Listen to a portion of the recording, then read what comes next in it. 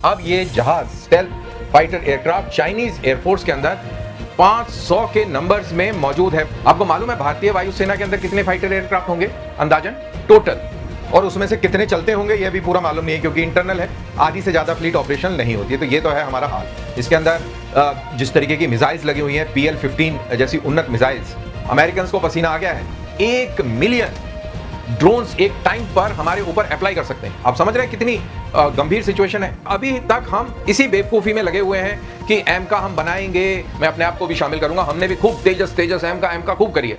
ये एक बहुत परेशान करने वाली चीज है। ये मतलब कि बहुत परेशान कर रही है। तेजस HAL की जय हो, HAL की जय हो। युद्ध में J-20 वापस नहीं चले जाएगा कि आपने नारा बहुत जोर से लगाया था। वो तो आके लड़ेगा, और जब आपके पास कुछ नहीं होगा तो आपको उसकी मार झेलनी पड़ेगी। ज्यादा आत्मनिर्भर वाला भी ड्रम ना बजाएं जब आपके अंदर वो काबिलियत नहीं है। तेजस हमने बनाया है, उसमें उसकी बहुत सारी खामियां लिखकर हमने भेजी थी। खैर वो रिपोर्ट तो डस्टबिन में चली गई होगी। आत्मनिर्भर भारत जो था वो कोतों में बंद रहता था और हैंडिंग टेकिंग ओवर के टाइम में और अपनी इन्वेंट्री को चुस्त और दुरुस्त रखने के लिए काम आता था, और उसका कुछ नहीं। तो यही हाल यहाँ भी होने वाला है। इंप्रूवमेंट करते आपने कुछ नहीं किया, आप वहीं स्टेबल हो गए। अल्टीमेटली आप विदेशों से लेके और खुद यहाँ पर असेंबल कर रहे हैं, आप वहीं के वहीं खड़े हुए हैं। ये जहाज आपके सामने खड़ा हुआ है और आपको अब समझ नहीं आ रहा कि अब हम करें तो करें क्या। चाइना की स्पीड जो है ना, ड्रैगन की स्पीड है, वो अपने आप में एक्चुअली सच कहा जाए तो जिस स्पीड से वो काम करता है ना, उस स्पीड से दुनिया का कोई मुल्क काम नहीं कर सकता। 40 जो J-35 एयरक्राफ्ट हैं वो तो पाकिस्तान खरीद रहा है, और भारत ने अभी तक तो एमका के ऊपर 5th जनरेशन कोई फैसला नहीं किया। अब ये जो नया कॉम्प्लेक्स आ रहा है, इसके साथ में उनकी जो प्रोडक्शन की जो पावर है वो दुगनी हो जाएगी। तो अब 40 J-35 जो मिलने जा रहे हैं उनको, ये अपने आप में जो नया जो कॉम्प्लेक्स है इसको वहां पे बनाया जा रहा है। जो लड़ाकू विमान बनाने की जो इनका कैपेसिटी है वो दुगनी होने जा रही है। तो एक्चुअली हमारे लिए तो प्रॉब्लम है, और मल्टीपल सेट ऑफ प्रॉब्लम्स जो हमारे लिए इंडिया के लिए निकल के आ रही है। J-20 स्टेल्थ एयरक्राफ्ट अभी एक बहुत बड़ी तादाद में चाइनीज एयरफोर्स में शामिल हो गया है। यह 5th जनरेशन का स्टेल्थ फाइटर है। तस्वीर ये आपके सामने लगी है, और मैं हूं दानवीर सिंह जो इसके मायने समझाएगा कि 500 J-20 चाइनीज एयरफोर्स में शामिल होने का क्या मतलब है और हमारे लिए यह क्यों परेशानी का सबब होना चाहिए। तो शुरुआत करते हैं। यह तस्वीर है J-20 स्टेल्थ फाइटर की, और अभी एक रिपोर्ट आई है जिसके तहत यह कहा गया है कि अब यह जहाज stealth fighter aircraft Chinese air force के अंदर 500 के नंबर्स में मौजूद है। मतलब कि जून तक ये 500 का नंबर हो गया था, आंकड़ा 500 का हो गया था। आपको मालूम है भारतीय वायुसेना के अंदर कितने फाइटर एयरक्राफ्ट होंगे अंदाजन? Not more than 550 total. Su-30, Jaguar, Mirage, Rafale और तेजस और पता नहीं क्या क्या, जो सब मिला के 550 से ज्यादा नहीं होंगे। और उसमें से कितने चलते होंगे यह भी पूरा मालूम नहीं है क्योंकि इंटरनल है। Su-30 MKI का कहते हैं कि किसी भी वक्त किसी भी समय आधी से ज्यादा फ्लीट ऑपरेशन नहीं होती है। तो ये तो है हमारा हाल। और अब इसमें यह खबर आना कि 500 J-20 जो हैं चाइनीज एयरफोर्स में शामिल हो चुके हैं। तो इसका सीधा सीधा मतलब यह निकलता है कि चाइना के पास में अभी वो काबिलियत है कि वो किसी भी कॉन्फ्लिक्ट में बड़े पैमाने पर स्टेल्थ फाइटर एक साथ डिप्लॉय कर सकती है, और अगर मल्टीपल फ्रंट्स पे उसको लड़ना पड़े तो उसके पास इतनी औकात है कि वो अलग अलग फ्रंट्स पर बड़े आराम से लड़ सकती है। तो ये उसकी कैपेबिलिटी हो चुकी है।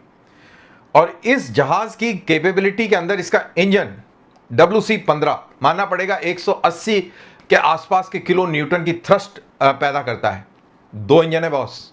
इसके अंदर जिस तरीके की मिसाइल्स लगी हुई हैं, PL-15 जैसी उन्नत मिसाइल्स, और उसके अलावा गाइडेड बॉम्ब्स और दुनिया भर के अदर आर्मामेंट्स, वो भी इंटरनल बे के अंदर, ये इस एयरक्राफ्ट को इस पूरे कॉन्टिनेंट के अंदर एक बहुत फॉर्मिडेबल फोर्स के रूप में बनाता है किसी भी एयरफोर्स को। अमेरिकन को पसीना आ गया है कि इतनी बड़ी तादाद में, और अभी तादाद और बढ़ेगी, रुकी नहीं है, ये अभी प्रोडक्शन जारी है। जून तक 500 हो गए थे, दिसंबर तक कितने हो जाएंगे कुछ मालूम नहीं है। कहा जा रहा है कि हर साल ये 150 के करीब जहाज बना रहे हैं चाइनीज। तो ये कैपेबिलिटी है। अभी तक हम ये सुनते आए थे कि अगर युद्ध होता है तो चाइनीज इंडिया चाइना कॉन्टेक्स्ट में हमारे खिलाफ तकरीबन 1 मिलियन ड्रोन्स एक टाइम पर हमारे ऊपर अप्लाई कर सकते हैं। आप समझ रहे हैं कितनी गंभीर सिचुएशन है। और अभी तक हम इसी बेवकूफ़ी में लगे हुए हैं कि एमका हम बनाएंगे, एमका बनाने के लिए HAL बनाएगा या कंसोर्शियम बनाएगा, वो क्या करेगा, ये क्या करेगा। अभी तक हम किताबों, फाइलों और सोच विचार में फंसे हुए हैं।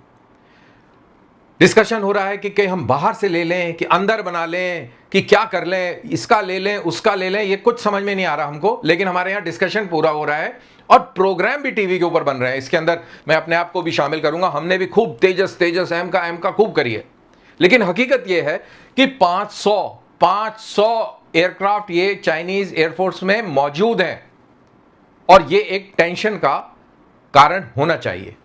अब बात करते हैं ये अपने रफाल की।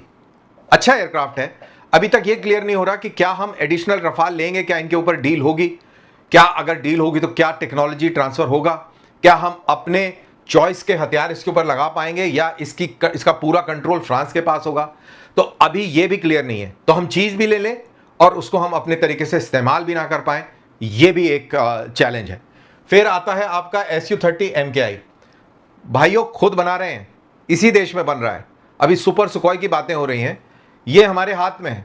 इसको हम और बना सकते हैं और ये सोल्यूशन मेरे को बेस्ट लगता है कि आप सुखोई 30 का जो सुपर MKI है वो बनाइए, क्योंकि आप बना सकते हैं, आप बना रहे हैं। आप ये फालतू की चीजों में ना पड़िए, इसके ऊपर पूरा ध्यान लगाकर पूरा जोर लगा दीजिए। अगर J-20 5th जनरेशन एयरक्राफ्ट है तो भाई ये भी 4.5 जनरेशन है। आप इसके अंदर इन्वेस्ट करिए, इस पे तवज्जो दीजिए और इसको आप खींच दीजिए मीटर और इसको बड़े पैमाने में आप इसको बनाना शुरू कर दें। लेकिन सवाल यह है कि क्या आप एक्चुअल में चाहते हैं कि यह सब हो या आप चाहते हैं कि इंपोर्टेड ही खेलते रहें अभी हम। ये एक बहुत परेशान करने वाली चीज है। ये मतलब कि बहुत परेशान कर रही है।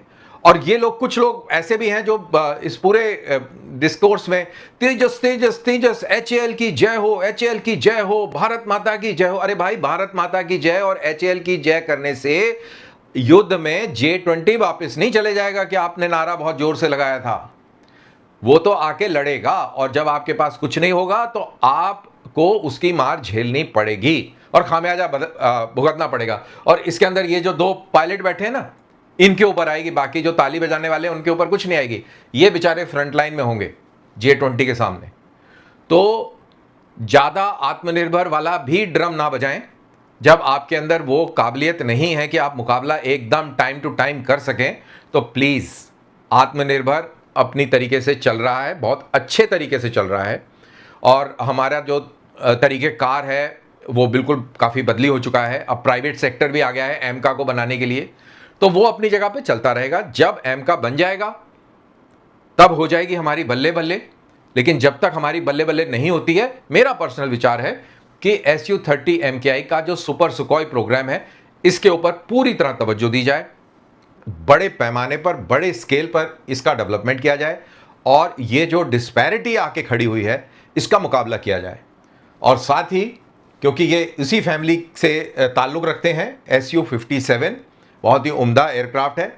अपने आप को 6th जनरेशन का फाइटर एयरक्राफ्ट बताते हैं। जो भी बताते हैं इसमें कोई बुराई नहीं है। अगर रशिया कह रहा है कि भाई तुम ले लो, टेक्नोलॉजी भी ट्रांसफ़र करेंगे, तुम जो बोलोगे वो करेंगे, तो as a stop gap measure आप इसको ले लो। ये इंपॉर्टेंट है देश की सुरक्षा, ईगो से और जो पॉलिसीज़ जो हैं, जो क्या वो सही मायने में फ़ायदा देंगी, क्या लड़ाई के दौरान वो हमको बचा पाएंगी वो पॉलिसीज़, उसके ऊपर भी ध्यान दें। तेजस हमने बनाया है, ये एक बहुत अच्छा डेमोन्स्ट्रेशन है कि हम ये बना सकते हैं। इंजन हम नहीं बना पाए हैं और ये यहाँ पर एक थोड़ी सी एक तकलीफ भी होती है। यहाँ पर एक छोटा सा उदाहरण दे दूँ। 1998-97 में इंसाज आई थी और इंसाज के नदन कमांड का ट्रायल ऑफिसर मैं था। और जो मैंने इंसाज की रिपोर्ट बनाई थी, इंसाज राइफल की बात कर रहा हूँ मैं, उसमें उसकी बहुत सारी खामियां लिखकर हमने भेजी थी। खैर वो रिपोर्ट तो डस्टबिन में चली गई होगी और वो इंसाज बड़ी जल्दी से इंडक्ट होने लग गई। विदिन 2-3 मंथ्स इंडक्शन शुरू हो गया उसका। शायद किसी ने वो रिपोर्ट पढ़ी भी ना हो। तो उसका कोई इस्तेमाल नहीं करता था, बेकार थी वो। AK-47 हमको दी गई थी तो हम लोग सारे के सारे AK-47 का इस्तेमाल करते थे और आत्मनिर्भर भारत जो था वो कोतों में बंद रहता था और हैंडिंग टेकिंग ओवर के टाइम में और अपनी इन्वेंट्री को चुस्त और दुरुस्त रखने के लिए काम आता था और उसका कुछ नहीं, सिर्फ एक वजन के तौर पर उसको चलाया जा रहा था। जब कहीं परेड वरेड होती थी तो उसका इस्तेमाल होता था, बाकी और कहीं नहीं। लड़ाई के लिए AK-47 कोई जवान इंसास को लेके नहीं चलता था। तो यही हाल यहां भी होने वाला है। तो ऐसा ना हो कि इस तरीके के हाल और तमाशे यहां हो जाए।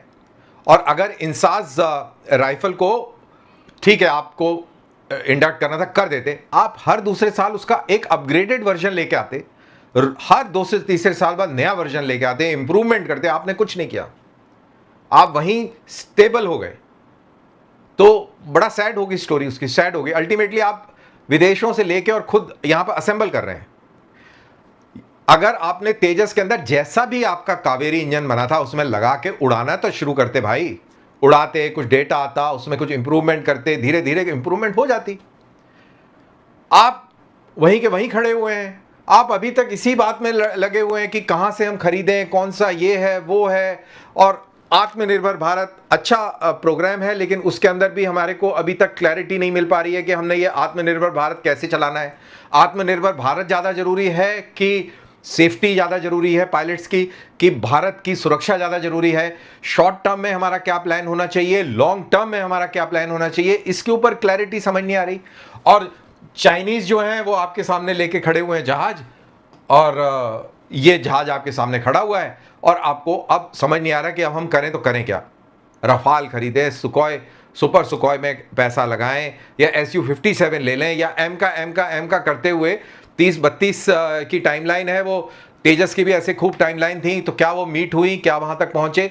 All these factors are there. इनको गंभीरता से हमको सोचना समझना चाहिए। और एज पब्लिक, एज जागरूक नागरिक हमको इस चीज के ऊपर, क्योंकि अल्टीमेटली डिफेंस हम सबकी जिम्मेदारी है। सिर्फ एयरफोर्स की जिम्मेदारी नहीं है या आर्मी नेवी की जिम्मेदारी नहीं है, हर एक प्रत्येक शहरी की जिम्मेदारी है ये। और शहरी को जागरूक होना चाहिए। इंस्टेड ऑफ टॉकिंग नॉनसेंस कि ये वो, मैं समझ गए हो गए आप कि मैं क्या कहना चाह रहा हूं, मैं उस तरफ जाना नहीं चाह रहा हूं। उस चीज में जाने के बजाय अगर आप इन चीजों में ध्यान दें कि हमारी एजुकेशन का क्या स्तर है, हमारी साइंस एंड टेक्नोलॉजी का क्या लेवल है, हमारे डिफेंस का क्या स्टेचर है, क्या स्टेटस है, तो ये सारी चीजें बहुत इंपॉर्टेंट है। ये आम लोगों को पता होना चाहिए और मेरे को बहुत अच्छा लगता है। चाइना ने J-35 की नई फैक्ट्रियां बनाई हैं और उसमें पाकिस्तान को भी बहुत जल्दी डिलीवरी मिलने जा रही है और ये एक खास खबर है। चाइना धड़ाधड़ J-35 स्टेल्थ जेट बना रहा है। चाइना की स्पीड जो है ना, ड्रैगन की स्पीड है, वो अपने आप में एक्चुअली सच कहा जाए तो जिस स्पीड से वो काम करता है ना, उस स्पीड से दुनिया का कोई मुल्क काम नहीं कर सकता।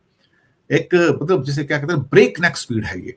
अब J-35 के लिए उसने एक शेनयांग के अंदर एक नया प्रोडक्शन कॉम्प्लेक्स बना दिया है, जो कि $1.2 बिलियन का उसमें निवेश किया गया उसने, यानी कि करीब 12,000 करोड़ रुपए उसके अंदर डाले हैं और नया प्रोडक्शन कॉम्प्लेक्स बना रहा है। यहाँ पे सिर्फ J-35 बनाए जा रहे हैं। जी हाँ, सिर्फ और सिर्फ J-35 बनाए जा रहे हैं, क्योंकि 40 जो J-35 एयरक्राफ्ट हैं वो तो पाकिस्तान खरीद रहा है और भारत ने अभी तक तो एमका के ऊपर 5th जनरेशन कोई फैसला ही नहीं किया। पाकिस्तान की आर्मी ने भी इस बात का दावा किया है कि उसे ये 40 एयरक्राफ्ट इस साल के एंड में या 2027 की शुरुआत में मिलने जा रहे हैं। और हमने पहले भी एक आपको पिक्चर दिखाई थी, एक न्यूज भी दी थी, जहां पर पाकिस्तान के पायलट्स पिछले करीब 1-1.5 साल से J-35 की ट्रेनिंग ले रहे हैं चाइना के अंदर। अब ये जो नया कॉम्प्लेक्स आ रहा है, इसके साथ में उनकी जो प्रोडक्शन की जो पावर है वो दुगनी हो जाएगी। J-35 उनको अपने फुजियान जो कि एयरक्राफ्ट कैरियर है उसके लिए भी जो नेवल वर्जन है वो भी चाहिए। तो ये जो अभी खबरें निकल के आ रही हैं, पाकिस्तान की आर्मी ने तो इस डील की पुष्टि की हुई है, तो सबको पता है। और J-35 5th जनरेशन का एयरक्राफ्ट है। इसे एयरफोर्स और नेवी दोनों वर्जन के लिए चाइना ने बनाया हुआ है। अब ये फुजियान के ऊपर जाएगा और इधर जो इसका एयरफोर्स का वर्जन है वो दरअसल एक क्या कहते हैं कि इस समय वो पाकिस्तान के पास जाएगा, जो एक्सपोर्ट वर्जन है। इसके साथ ही उसके पास J-20 के भी कम से कम तो 400-500 स्टेम क्या कहते हैं स्टेल्थ फाइटर्स हैं 5th जनरेशन के। इंडिया के पास तो एक भी नहीं है। और J-35 एक्चुअली उससे थोड़ा सा हल्का है, तो वो थोड़ा सा एक तरह से लाइट वर्जन भी कहा जा सकता है। तो पाकिस्तान जो है वो J-35A जो लाइट वर्जन है वो खरीद रहा है, और KJ-500 airborne early warning aircraft और HQ-19 एयर डिफेंस सिस्टम जो कि सबसे लेटेस्ट है चाइना का, उसको वो खरीद रहा है। और KJ-500 जो है एक किस्म का एवॉक्स एयरक्राफ्ट है। तो अब 40 J-35 जो मिलने जा रहे हैं उनको, ये अपने आप में जो नया जो कॉम्प्लेक्स है उसको वहां पे बनाया जा रहा है। और कुछ लोग कहते हैं कि ये जो नया कॉम्प्लेक्स आया है ये एक प्रोपेगेंडा है, लेकिन जो सैटेलाइट पिक्चर्स वगैरह हैं सारी की सारी, शेनयोंग एरोस्पेस सिटी जो है वहां पर, उनका नया असेंबली कॉम्प्लेक्स का जो पूरा का पूरा जो ढांचा पूरा हो चुका है, और ये 2026 के एंड तक यहाँ पे प्रोडक्शन भी स्टार्ट हो जाएगा। और ये करीब करीब 4.25 लाख स्क्वायर मीटर का एक बड़ा कॉम्प्लेक्स है, और इसमें जो लड़ाकू विमान बनाने की जो इनका कैपेसिटी है वो दुगनी होने जा रही है। तो नेचुरली हमारे लिए तो प्रॉब्लम है, और मल्टीपल सेट ऑफ प्रॉब्लम्स जो हमारे लिए इंडिया के लिए निकल के आ रही हैं, इसमें तो कोई शक वाली बात नहीं रह गई। लेकिन हमारी ओर से ऐसी कोई कोशिशें होती नजर नहीं आ रही जहां पर हम एक 5th जनरेशन का एयरक्राफ्ट जो है उसको लेने का हम किसी कंट्री से कुछ प्रयास करें। अभी राफेल की बात चल रही है, बस वही चलती रहेगी।